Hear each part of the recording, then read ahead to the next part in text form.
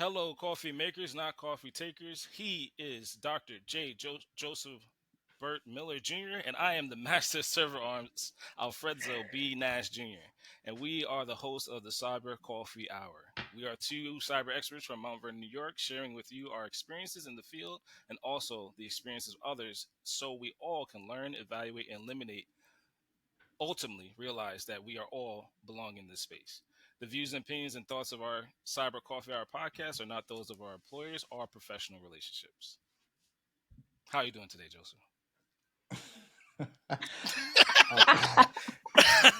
What? I'm doing great, man. You know what? This is the first, and this is the first episode for the pod, and what I take from this, given already we already have a library of outtakes already. So what I'm learning so far is that this is definitely a learning process, and we'll just get better with time. So I'm gonna give myself some grace. I'm gonna give you some grace. Chris, I hope you give us some grace. And to our audience, yes, we have special guests with us today, Miss Ciera Rogers. She is the innovator of the Protective Mouth Grill. So we're gonna sit back, have some coffee, relax, just have a conversation, just learn more about her and her story, and maybe learn some other things that what she does and everything like that. So hopefully, at the end of this, you learn something new about her. But before that, we have an article because this is the cyber coffee hour. So we're going to focus on the cyber part first before we have a conversation with Chris. So, Alfredzo, you want to start us off? Yeah, so I want to talk a little bit about an article I saw on MSSPalert.com. Particularly, there was a mention of the SEC stepping in to regulate breach reporting for public companies. This report is pretty much high stakes for all of us out there dealing with cyber risk management, governance risk, and cyber incidents, and we will include it in the show notes. And I really thought it was something that we should open with as well. For me, I think this is a level up, like I like to say, as stakes in putting those incident reports or those breach incident reports into what was usually a fiscal 8K report. So for me, I think the risk conversations get a little easier. But I wanted to hear from you and our audience on those opinions as well. Yeah. So going from the article, and I don't want to bore our audience with the full article, but there are some parts of this I did want to make sure I have share that's accurate here. The SEC disclosure, give a little background on it. So the new regulation goes into effect approximately 5 months since the SEC voted on to approve the rule 3-2 along party lines. So it requires registrants to report a security incident in an 8K document within 4 business days, and also disclose on an annual basis material information regarding the cybersecurity, risk management, strategy, and governance to better inform investors. Before this regulation, there have been no federal breach disclosure law that explicitly standardized the particulars. Um, Wow. so yeah, Inform the investors is what caught me. I never heard of that in the last 10-year run in my career. And I think the stress also gets heard going forward on the breach incident report. I've never seen that in my history as a professional, so I'm very on the fence, but anxious to see what comes out of it. It's something that I would say is right timed and right keyed for our industry. right.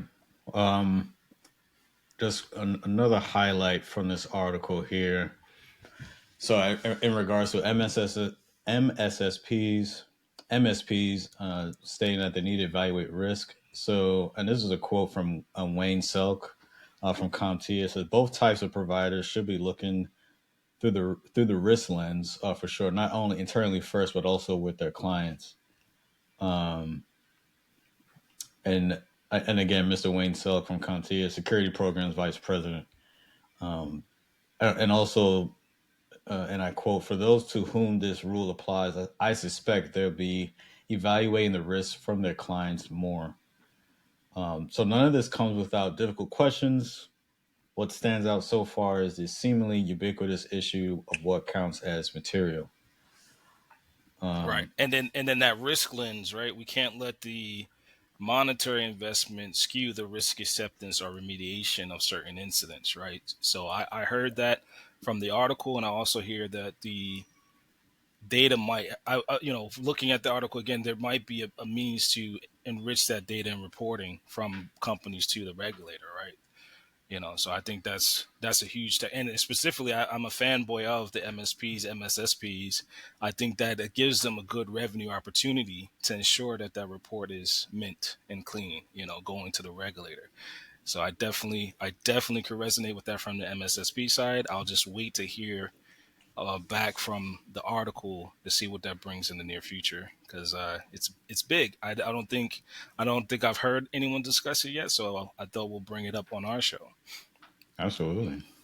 And to kind of piggyback on what you said regarding the revenue, um, so from the article it states that what may have served as a prelude to a use case for the incident material reporting regulation last March, software company Blackbaud agreed to pay $3 million to settle charges it made misleading disclosures about a 2020 ransomware attack that impacted some 13,000 customers. Wow. Uh, yeah. Yeah.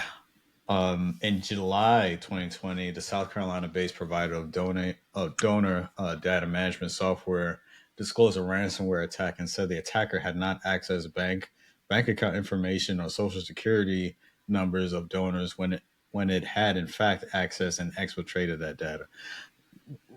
How upset would you be to learn Look, that you I'm get not gonna one comment. story?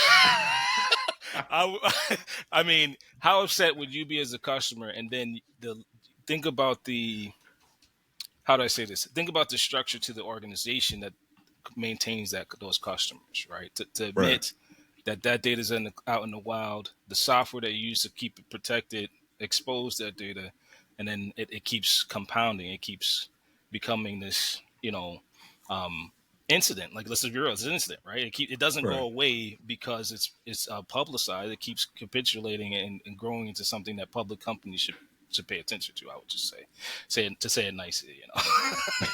Right. And kind of close out on this article. So now this section highlights a perpetrator. So a perpetrator turns in a victim for not reporting breach. So one company may find out the hard way that the SEC regulation isn't fail-safe.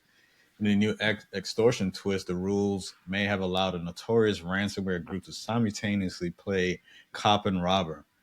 According to a blog post on databreaches.net earlier this month, in an audacious move worthy of only the most brazen criminals, the ransomware group Alf V, also known as Black Cat, allegedly filed a formal complaint with the SEC claiming that one of its recent victims failed to comply with new disclosure regulations. Yeah, I'm not Uh, going to touch that one. That's a whole separate episode in itself. I'm not going to touch that one. That ransomware as a service is echoed out for years, so we're gonna move on from that. right. Oh wow. And Yeah, that's a big one. I'll just close this up. Yeah, and what appears to be a first, Alfie appears to have reported a Meridian Link, a digital lending service, which the attackers said was aware of the break-in the day it happened. So to the SEC for failing to adhere to the new regulation, according to the databreaches.net post. Heavy. Yeah. So I like yeah, it. I'm sure that there's going to be more follow up as this, like I said, this story continues to build and just learning more things as these companies that as they try to. 'Cause I think the biggest thing, like they don't want to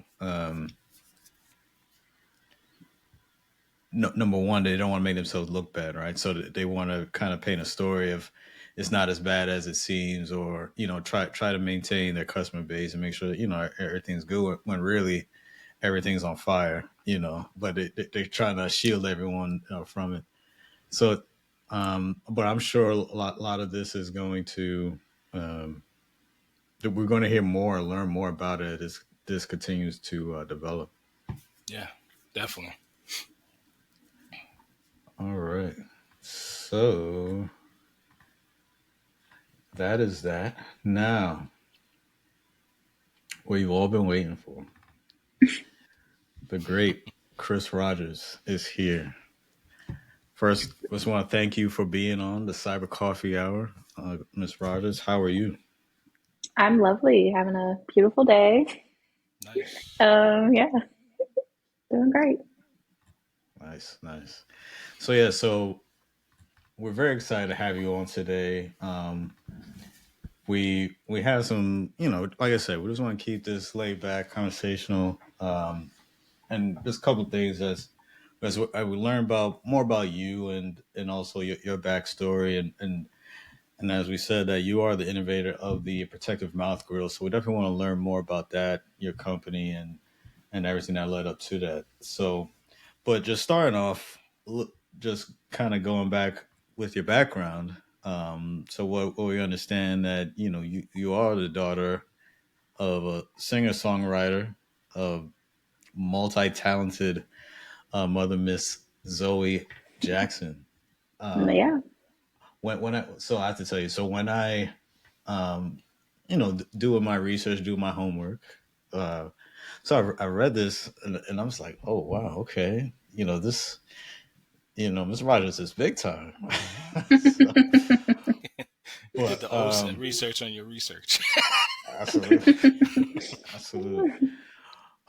But no, but also if you, yeah, if you just want to touch on, because also too, yes, your mother's very talented. Also, and I think that talent has spread to, of course, not only yourself but also your sister, Miss Ciera Rogers, who hmm also has her own company.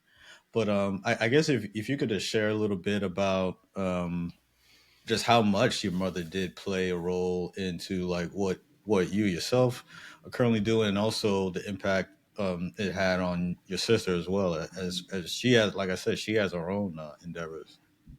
Yeah. So, I mean, my mom was a single mom, so we were just pretty much up under her all day. And she was highly into like entertainment. She was a singer. She was doing fashion. She was a model, all the things. So she had us when she was like 19 and 20. So we kind of grew up together and we would always just be where she was. So, naturally that just rubbed off on my sister and I. So it was kind of easier to hop into entrepreneurship because it was kind of like, oh, I've been here before. I've seen this growing up. And we were kind of like, she showed us different types of worlds. So we were like, at age, I don't know, I want to say 10 or something, we would go to like gay brunches or we would go to like fashion show. Like it was just all over the place. And we grew up Pan African. It was just like a big old pot of gumbo. And Wow, yeah, that's how we, I guess, came about. So she's heavily influenced into everything that we do. It's always been us three. nice, nice. Yeah, Um, so with that, with your upbringing, so I understand you grew up in Houston, Texas. I sure did. I grew up in Nice. Third Ward, Texas, baby. Okay. You Nice. gotta add the baby. Yeah. Right. Yeah, I grew up in Third Ward, and many people know that's where Beyonce is from, and Solange, and all of them. So I actually, this is a little secret. I initially got my following on Instagram by doing impersonations of Beyonce. Oh Really? But wow, that's cool. I'm like, it comes so easy because we're all from the same place. So all you got to Right. do is just like lower your Wait, voice or something. did y'all two And no, grow up together, or like were no, y'all no, no, neighbors? no, Oh, okay. no, no. I mean, when they were coming up, I was like very, very young, so I would run into them different places. But at the time, I'm just a child. I'm like, oh, cool Nice. girls. So can you Wow. Yeah. touch on that a little bit too? I guess how did where you're from influence your pursuit and career today? Like how did that influence your sense of entrepreneurship?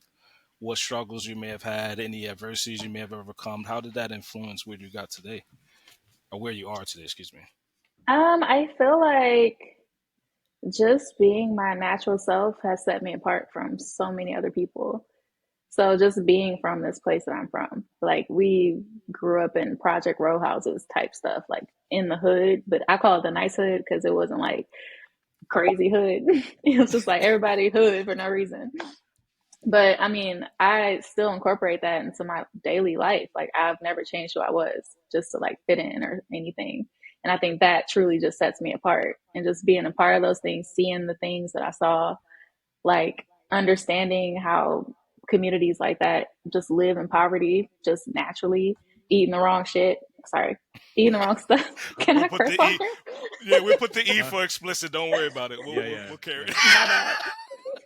We'll deal It's with all that good. later. My bad. It's all good. Feel free. It's be comfortable. That's it. Yeah. Yeah, but just indulging myself in that, I call it a culture. Um, it's been easy to set myself apart in this world. Right. So, so we were talking about from Houston. You also so understand. Yeah, grew up in Texas, Houston, Texas. Moved to L.A.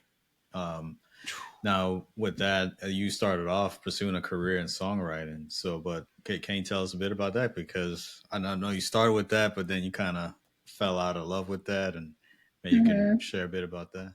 So And if I've you don't mind, always, oh, sorry. go ahead.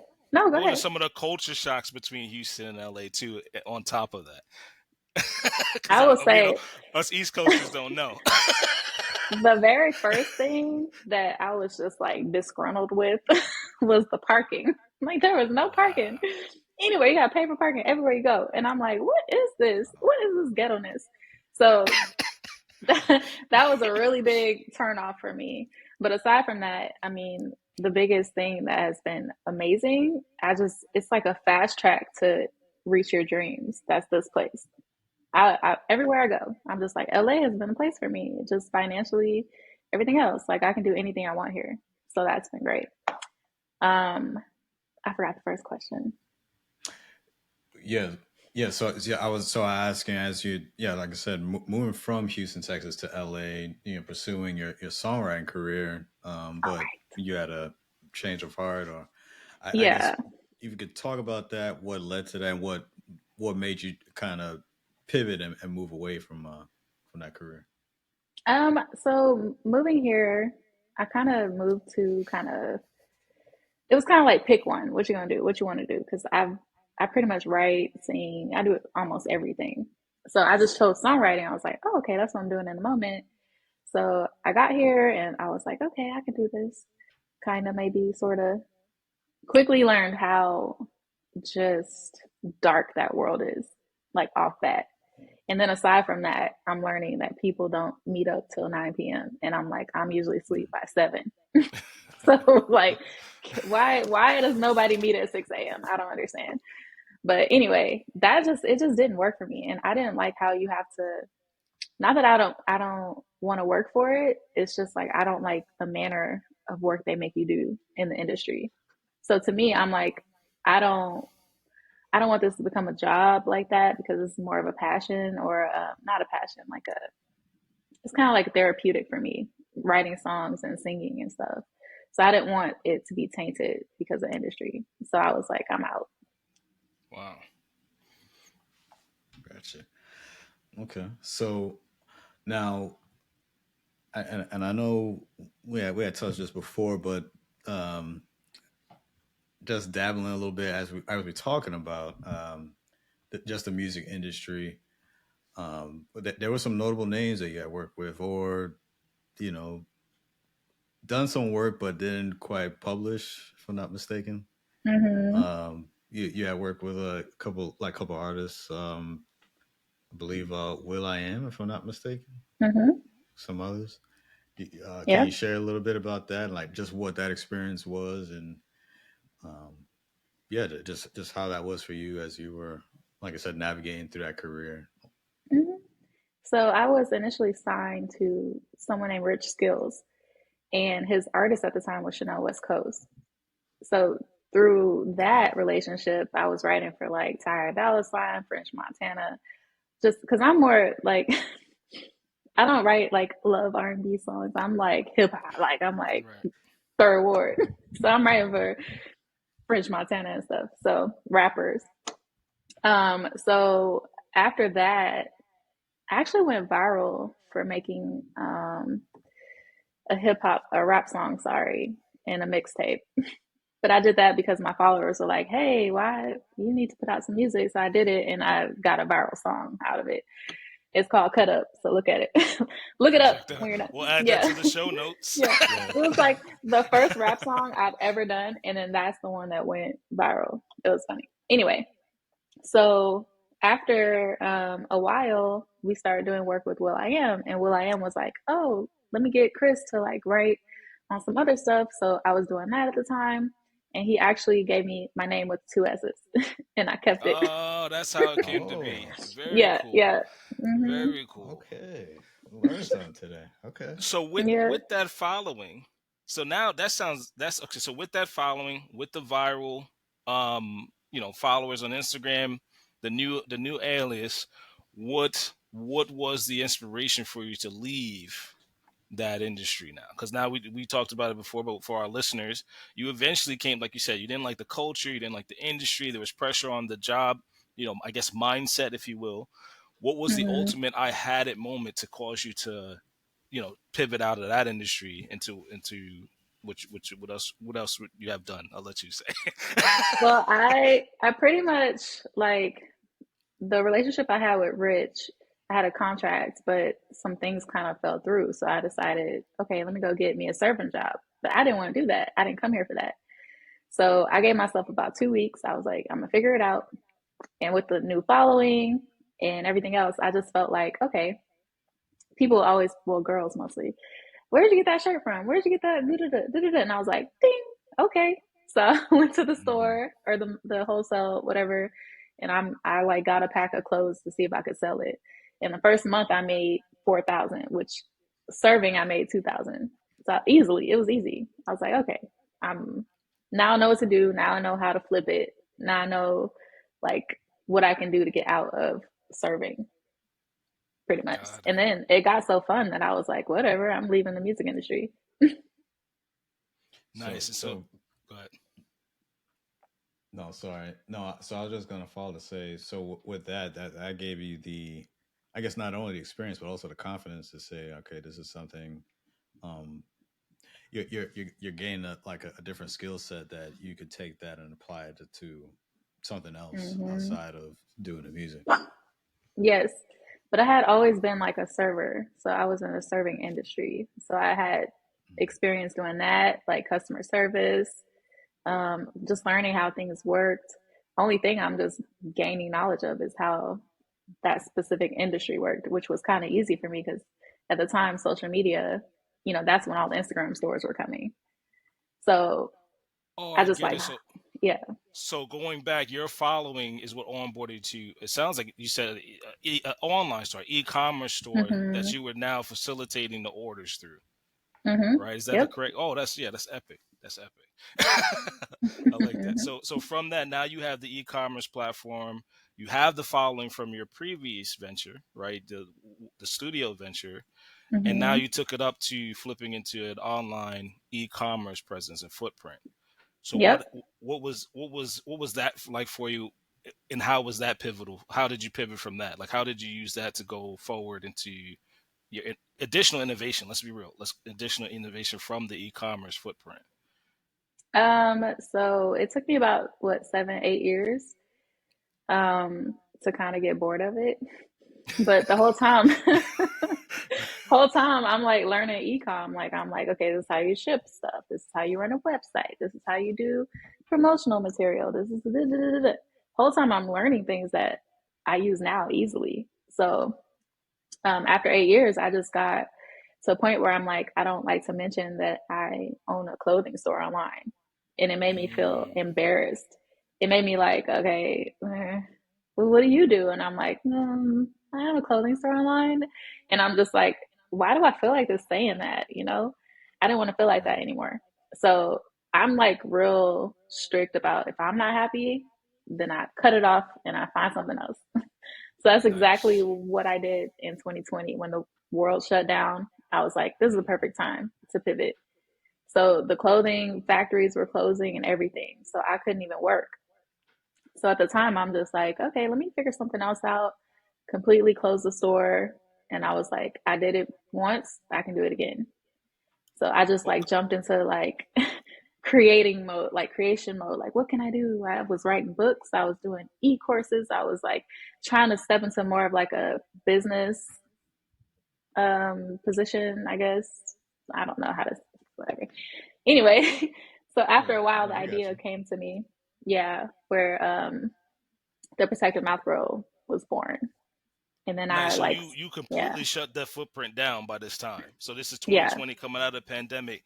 You completely annihilated that e-commerce footprint. yeah. And people were asking me to buy it, and I was like, no, I don't want anything to do with this.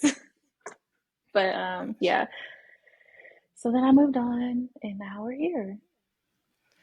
Yeah, nice. so and again, you are the innovator of the protective mouth grill, and so you made the transition from doing the e-commerce again as from the pandemic, and as you're figuring out your next steps, your next move. You go into 2021, starting the protective mouth grill. Um, like, can you just share just what were some of the influence or inspiration, or what prompted you to say, okay, this is the venture I want to pursue. This is what's needed. I was going through my brain from the front to the back. Like, what do you have in there? What do you have in there? And then I was like, I really want to do something that's never been done before. I want to do something that's cool. I want to do something that is also like it's helping people. And I want to do something that I would wear too. Not that I wouldn't wear any of the clothes that I used to sell. It's just like I was like, okay, I want to wear something cooler. So I would sit there and I would just think about it. And it took so long for the idea to just pop in my head. But at the time, I was doing like teeth straightening or something. And I was like, wouldn't it be cool if this were a grill? So I tried, I was like, oh, there it is. So I tried every day to like make a grill out of this plastic aligner. And I basically learned inside out how to do it. So I'm like putting stuff on top, I'm putting the jewels on top, I'm learning that the plastic has a reaction to this and that. Like I'm like a scientist, but I'm Right. doing this like for was it? It was like 8 months straight, day in day out, day in day out. I'm getting materials. I'm like I got to figure this out. So So in the yeah, you're midst like of a it all, scientist and an engineer at the same, yeah. like in the same stint. So in the midst of it all, I'm like, you know what? I'm gonna figure this out. There's like that's my only option. So let me go ahead and start the patent process. So I'm like, somebody help me do this as far as lawyers. And they're looking at me like, you're creating what now? What is this? And I'm like, just trust me, just trust me. So they're like putting it through the system and the patent went through so fast because there's nothing like it Right. on the market. Um, and then I didn't release them until um, July of this year because I was trying to license it out to people, but I had to Right. prove the market. So yeah, we've been on the market about what 6 months, 7 months. Now, before you Oh reached my out to god! the patent office, did you know you had one of these world-changing innovations, or were you just driven to make this cutting-edge accessory? Like, how did you know, or did you know that was going to be one of those game changers in the industry? Because it sounds like you were like doing a little hardware incubation, you was influencing your research. Like, how did you know, or did not know this was a game changer for you? I don't I just knew it in my heart. Like I wouldn't go so hard behind something if I didn't feel it in my spirit. Like it had to be done. So I just knew like it was going to just be something monumental in this world. I just couldn't believe that my little ass did it. I'm like, I mean, that says a lot. Like, so something I always, can you clear up something for us both too, and for the listeners of the show? How difficult was that patenting process? Because you hear horror stories through the rumor mills and Mm. stuff like that. But with now you have your innovation, now you have your minimal viable product. You reach out to the lawyer folks. How were you feeling, and how difficult was that entire process for you as an innovator? honestly, it wasn't that hard. I only say that because I I get laser focused and then I just take hard out. Like, I'm like, this is not hard. Nice. Impossible is like, it could be hard, but it's not impossible. So Right. the whole time I'm like just piecing things together. Oh, I did it wrong. Okay, let me go back and fix it. How do I do this? Okay, so I'm understanding, I'm having grace with myself that this is a new process for me. And if I don't know, ask questions, and do the research. One thing about me also is that I love to know what I'm talking about. So at the whole time I'm like, what does this mean? What is this? And the lady's like, what is this? Like, we're both kind of like, what is this? But we figured it out together, and it was like literally it had to take uh, I don't know, probably 3 months. But the patent went through a Wow. day before my birthday, and I was like, this is Oh, a great birthday present. exactly. Yeah. Yeah, that's Perfect amazing. present.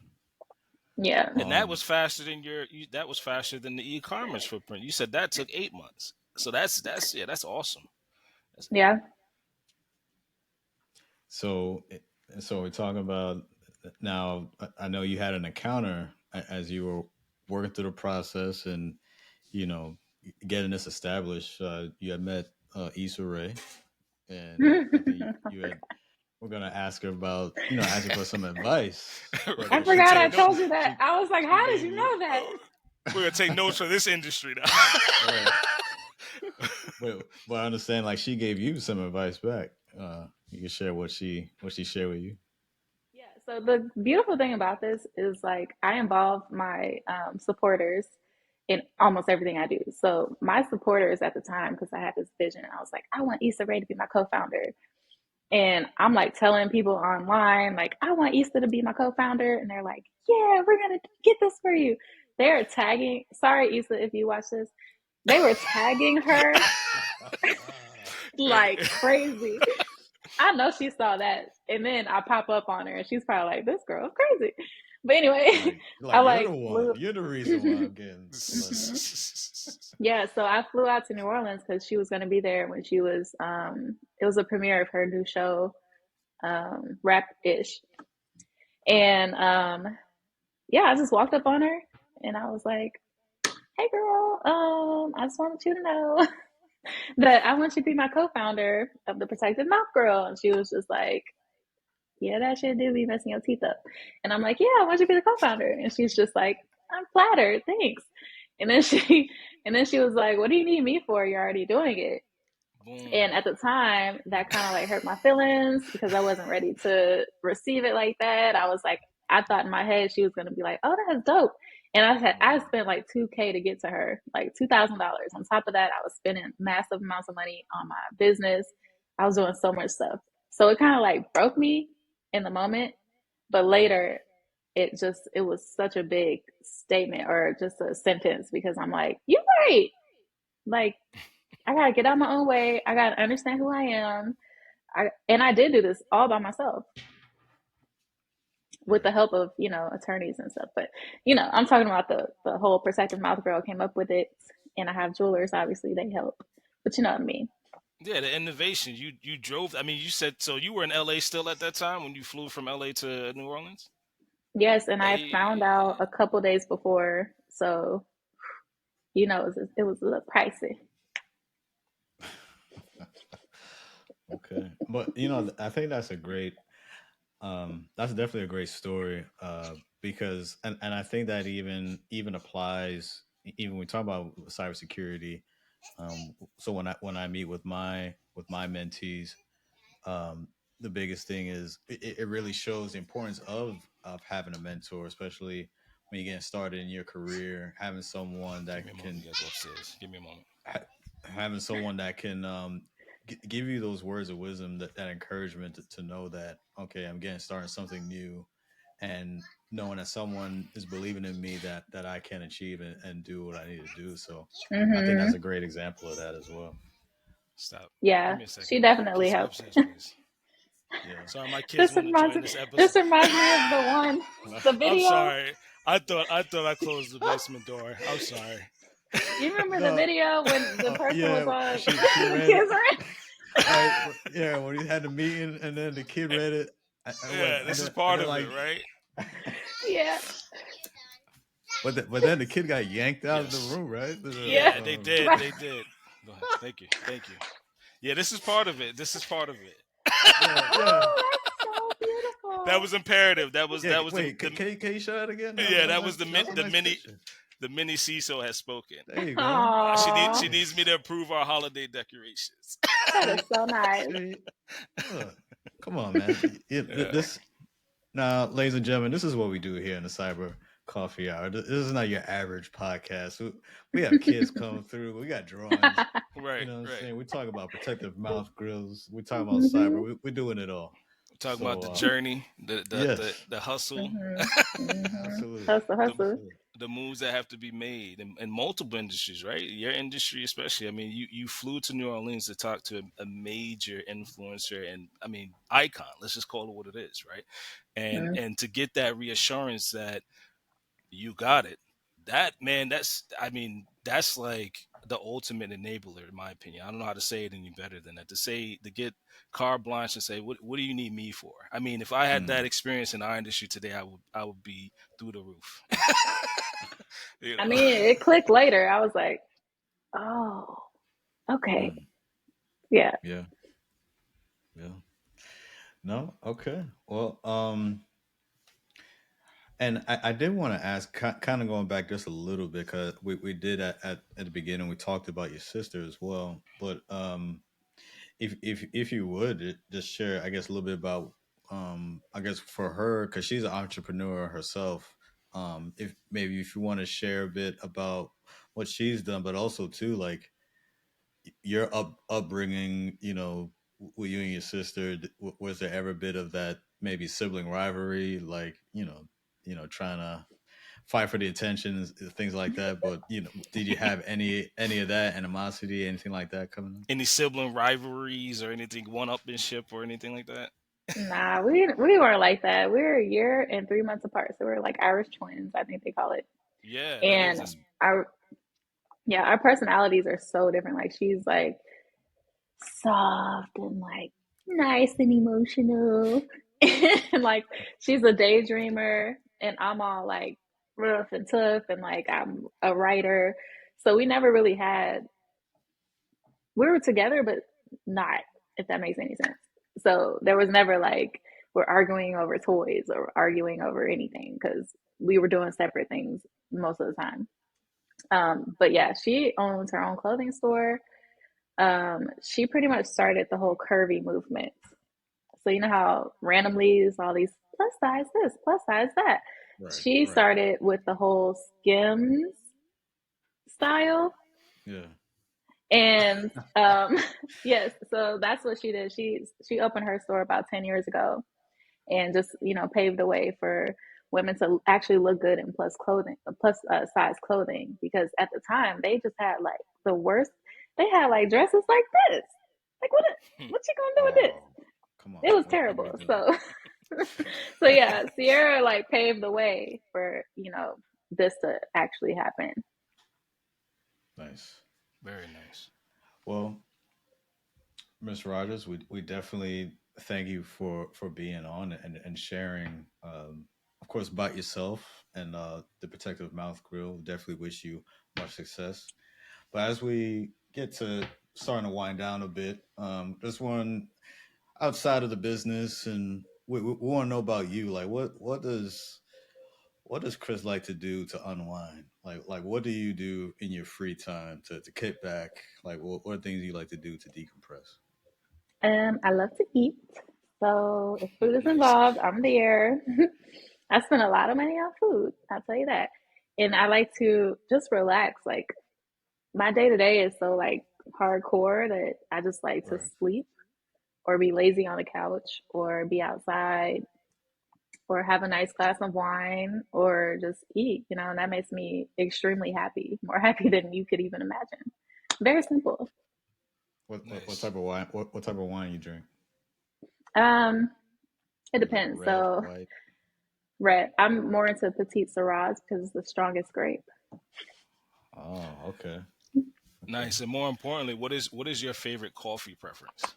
There we go. Well, Blue Mountain coffee is my Nice. fave. Ah, It's a Jamaican coffee. That's Yes, a yes, terrible yes. accent, but okay.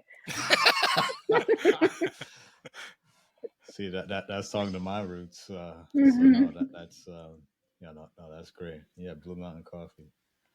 Um, Hmm. okay. Outside of that, like, I understand you're big into comics, if I'm not mistaken. I Oh, forgot I told you that. yeah, we Wait, did. We wait, did forget I that gotta piece. remember what I say.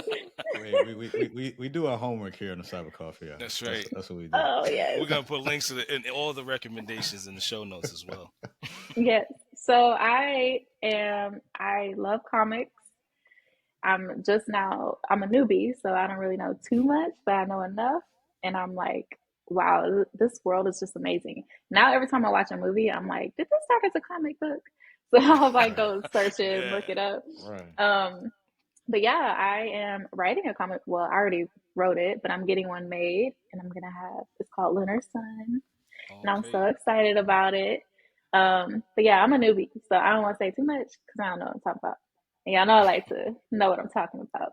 Right, Right. right. No, but I think that's exciting, because I have my stack of comics. I read through a bit, so learning about that, that's definitely that again. It shows another talent of yours. So that's I definitely look forward to once that's complete. Just check that out. Yes. Are there any you currently reading right now? That's in the Oh, rotation. what's it called? What's it called? You had You know, I Bitterroot gotta go get Saga. them. Bitterroot. Bitterroots. I think we talked Bitterroots about that. Saga. Yeah. The other one was. Did y'all write it Excellent, down? Because I have a brain fart. Excellent. Night Yes. excellent. and Right. Nice House on the Lake, which I'm gonna pick up right Nice. after this. Yeah, nice house. Yeah. I need to go and get volume two of most of those, but yeah, those are pretty And good. and what is excellent about it again? Excellence is about all black people are born with powers, and Oh. just this one kid was like born without powers. Like his was late to the show, so he was like kind of shunned through the community, and they were like, you're so late to the party," like thinking he's weird and stuff. So Step he your ended up, superpower game up. yeah, step your superpower game up. But it's just a story about that and like fatherhood with black people and all that stuff, and it's pretty cool. It's pretty cool. I Very liked it. nice. Nice. Okay. All right. Well, again, Chris, thank you. It's been a pleasure having you on the very first episode We're of in Cyber Coffee production Hour. now. No taking it Yes. back. Yeah, this is it. No, but again, thank you. We're very grateful. We appreciate you, and definitely as you progress, we'd love to have you on a future episode. We definitely once you get that comic book done, we want to Oh have you yeah, back on and talk Right, about right. that. I want to read the yeah, series and come back to it. Make make a yes. follow up. TBD, Absolutely. TBD. Yes. All Thank you right. so much again. Yeah, of Absolutely. course. Thank y'all. All right now. Well, again, thank you, everyone out there. It's a wraps. Episode 1 is in the books. Check us out for episode 2. That's it. Have a good night. Catch y'all next time.